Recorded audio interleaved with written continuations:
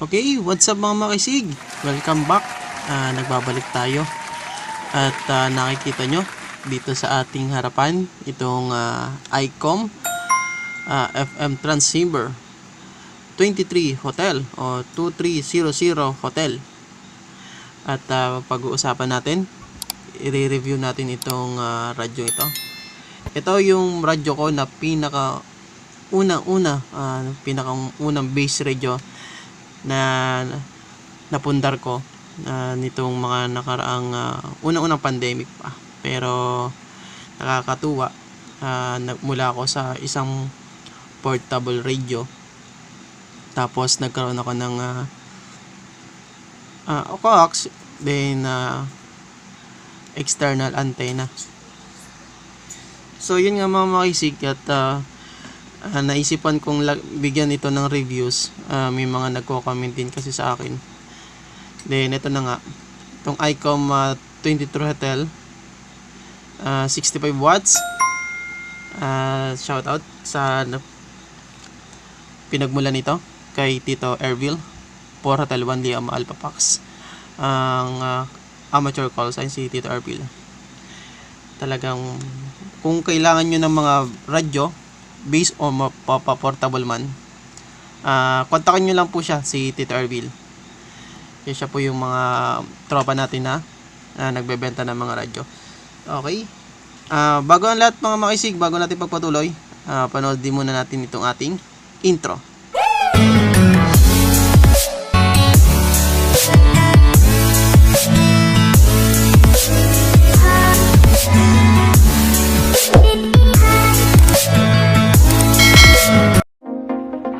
What's up guys? Ako po si Makisig TV. Gumagawa po ako ng mga radio tutorial or tips about sa base radio or portable radio.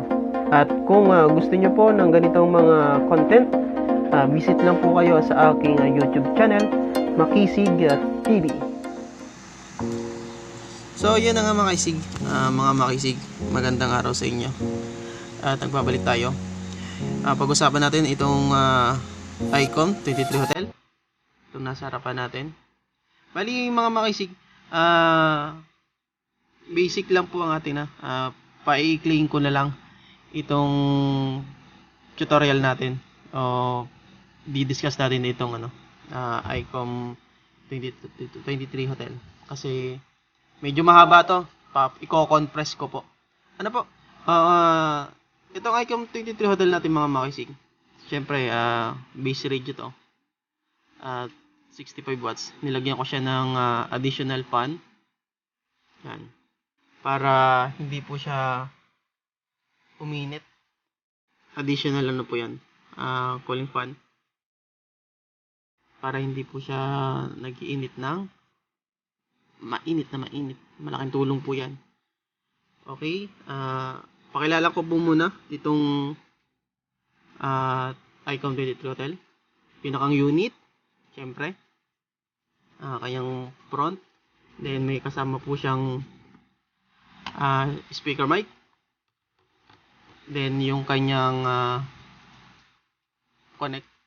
connector papunta dun sa sa power supply. Yan. Then yung kanya pong box. Ito po yung mga makisig, naitago ko pa nga.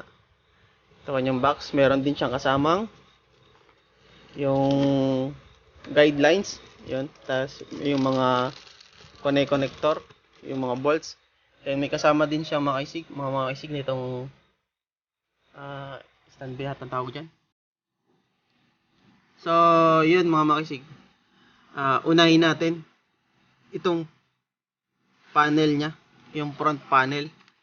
Okay mga makisig, isa-isayin na po natin ito.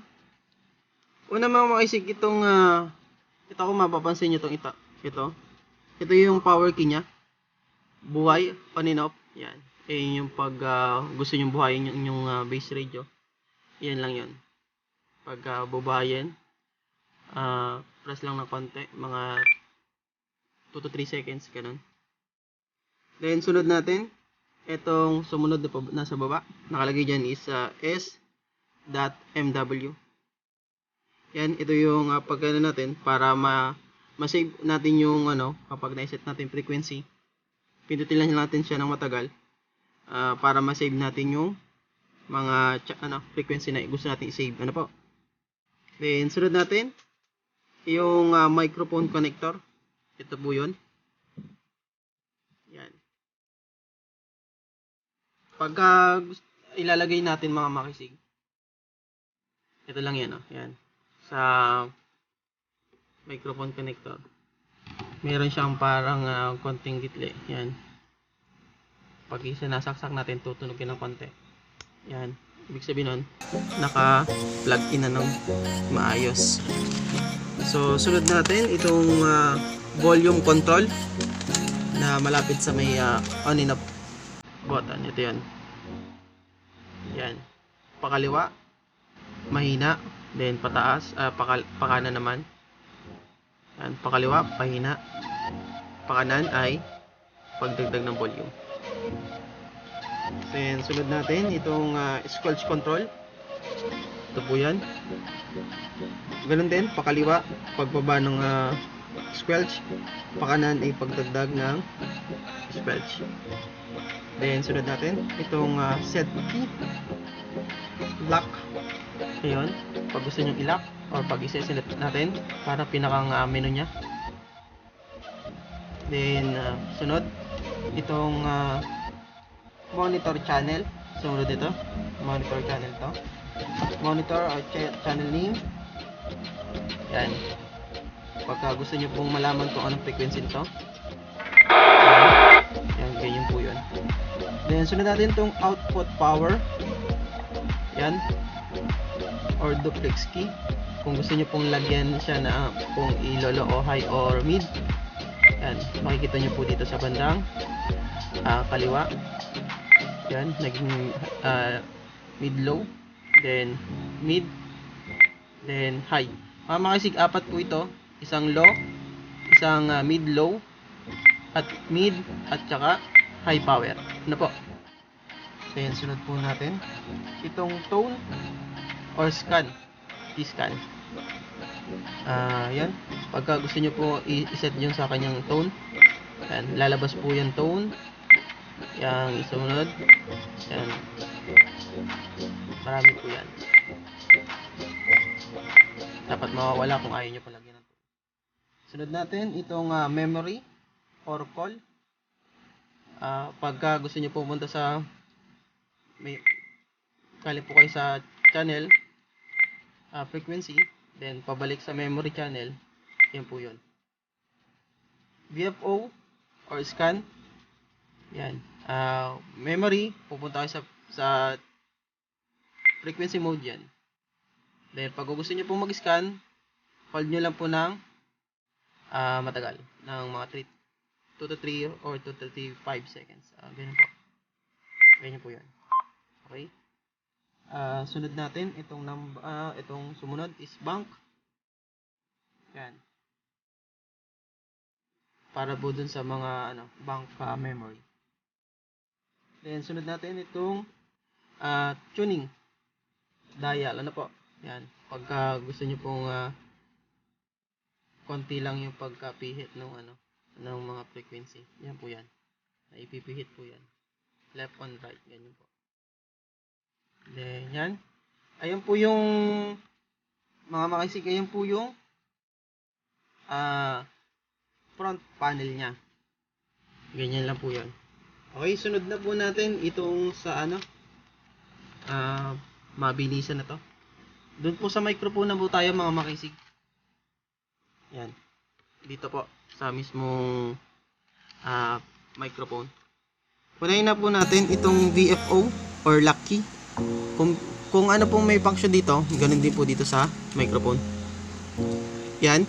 Kung makikita nyo po, VFO or lock, pagka nasa memory channel, mapupunta lang sa frequency mode. Then, pagka pinindot nyo po siya ng matagal, naglalak. Yan, nakalock na po. Ganun din, para pindutin nyo ng matagal para mag-unlock. Sunod natin, itong PTT switch. Ito po yun. Press, pag magsasalita. Release, kapag tapos na. Yan po, ayan yung PTT. Then, up and down key. Ito po yun, up and down. Up and down po. Instead po na ito po, yung ating dial. Ito naman po yung up and down. Ganyan po. Then, sunod natin, activity indicator. Ito po yun. Nailaw po ito kapag nagpa-function na po itong mga pinipindot natin. Ano po? Then, sunod natin yung keypad. Ito po yun. Mula dito sa baba. Yan. Ayan po yung keypad niya. 1 to 9 and 0. Marami po yan. Then, function indicator. Yan. Kung mayroon po tayong activity indicator, meron naman tayong function indicator. Sunod natin, itong DTM memory selection key. Ito po yun. DTM function. Yan. Sunod natin, itong function keys. Yan. Ito po yun. Function. Ilaw yan. Tapos, DTM. Yan. Depende po kung anong gusto nyo pong function. Okay, sunod natin yung bank. Dito po, yung bank. Dito naman. Ito po yun. Bank. Bank option. Yan. Then, sunod natin yung memory or call. Dito nga po yun. Sa memory. Dito din ay meron. Yan. Makikita natin. May naka-memory. Pagka pumunta tayo sa frequency mode, dito na sa kabila. Yan. Okay, mga makisig. Sunod naman natin itong function display. Ito, marami po itong mga function dito sa kanyang display. Unahin po natin itong frequency. Ito po yung nakikita nyong 144 decimal 200. Ayan po yung tinatawag niyang frequency readout. Ano po? Okay, sunod natin itong transmit icon. May makikita po kayo dito mga makisig na TX kapag pinress natin itong mic. Ayan po yun. Ayan po yung TX na tinatawag.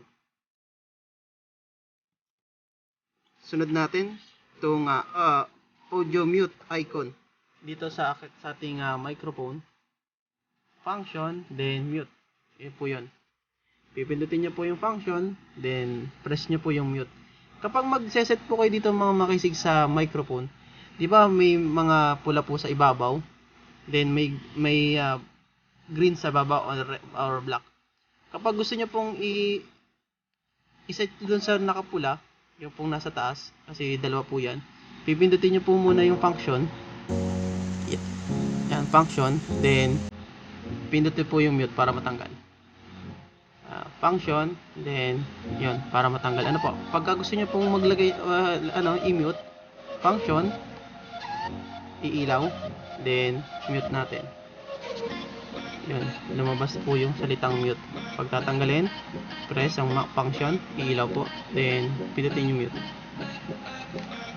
Ganyan po yun. Okay, sunod natin. So, yun, mga makisig. Sunod natin itong memory channel number. Readout. Yun. Pagka nasa frequency po, channel mo tayo, makikita natin itong mga number na nandito. Yung frequency channel. Memory channel number. Ano po?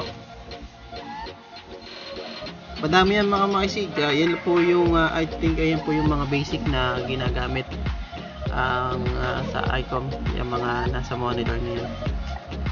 So yun na nga mga makisig, ayan na yung mga basic na paggamit ng mga function ng ICOM 23 Hotel. At kapag mayroon po kayong katanungan or suggestion, comment lang po kayo sa baba. Comment lang kayo kung may gusto po kayong malaman about dito sa ICOM 23 Hotel para magawan po natin ng video. At yun lang po mga makisig. Sa una, balikan na ulit natin. Isaksak natin itong ICOM 23 Hotel dito. Yan. Para sa kanyang ito yun. Power supply. Positive and negative po yan. Direct po sa power supply. Dapat po 12 volts. Ang pwede din yung switching power supply. I recommend 13.8. Ito po yung ginagamit ko. Ayan. 13.8. Naglalaro sa 13.7 yan. 13.8. Power supply. 30 amperes po. Ayan. 12 volts na switching power supply. 13.8 yun. Ginagamit ko. Then, 30 amperes. Then, sasaksak nyo po sa kuryente. Open nyo lang siya. Lalabas yung kung ilang pong volts yan. Naglalaro sa ganon. Pagka gusto nyo pong mag-set ng frequency, punta lang kayo dito sa V /megahertz. Yan. Para pumunta sa frequency. Yan. Then, lagay po kayo ng frequency. Kung gusto nyo po dito, yan. Medyo matagal. Then, pindutin lang nyo to para umikli. Yan. 14 para dyan na po kayo shortcut. 4. Then, dagdag lang ng isa. Pindot ulit dito. Yan. Shortcut yun. Then, yan. Pag-a-add na lang. 5 lang or 10.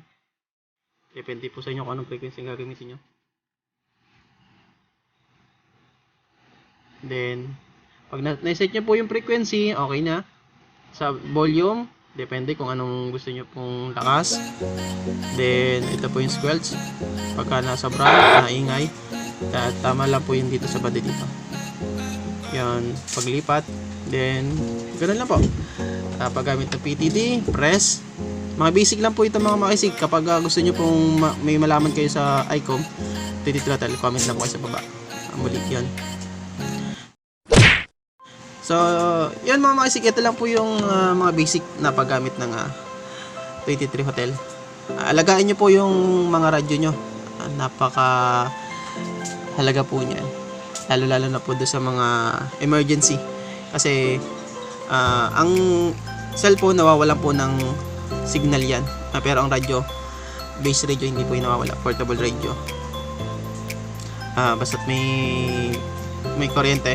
Pero kung mawalan man ng kuryente, meron po tayong mga portable na ginagamit. May charge naman po yan. Magagamit pa rin natin yan. Napaka-importante po ng mga ganyan. Lalo na sa mga kalamidad, emergency. Ginagamit po namin yan. Okay, so ano pa? I think eto na. Na-share ko na yung mga basic lang about sa 23 Hotel. Kapag gusto nyo po magpa-shoutout mga makisig, comment lang po kayo sa baba, #MakisigTV pa shoutout para mapa-shoutout po kayo sa aking next video. At panoodin nyo po yung aking latest video, yung about po dun sa Declutter Laguna. Maganda po yun, panoodin nyo po. Muli, maraming salamat sa inyo lahat sa mga sumusuporta po sa Makisig TV, sa walang sawang pagsuporta. Then abangan nyo po yung susunod nating video at maraming po salamat sa inyo lahat. At kung nagustuhan nyo po yung ating video, huwag po kalimutan magbigay ng isang like, comment and share. Then pindutin nyo lang po yung subscribe button and hit the notification bell para updated po kayo sa mga videos pang i-upload ng Makisig TV. Okay? Hanggang sa muli mga Makisig na video, maraming salamat sa inyo at ingat-ingat. Adios.